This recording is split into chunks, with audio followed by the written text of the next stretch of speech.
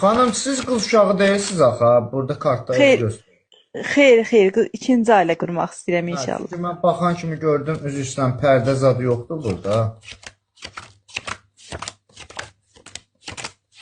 İnşallah gör yaxınlarda ailə həyatı görünür. Ailə həyatı düşür sizə, amma sizin həyatınızda bir evli bir bəy də olub. Bəli, olub düz deyirsiniz. Olub. Evli bəylə, yəni danışmısan. Bəli.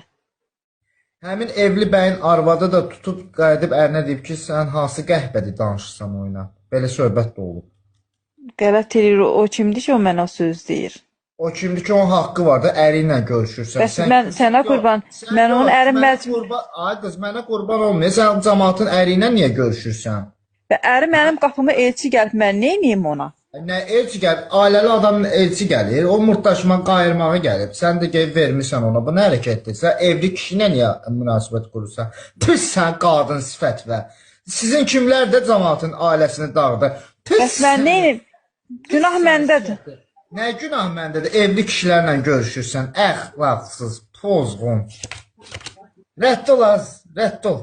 Özün rədd ol. Rədd ol az, rədd ol. Pis sifətinizə sizin. Ərli kişilərlə gəzirlər. Subaylar qala-qala. Gəzmək istəyirsiniz, gəlin subayların yanına da. Gəl cəmaatın evində dava qırğın salasınız.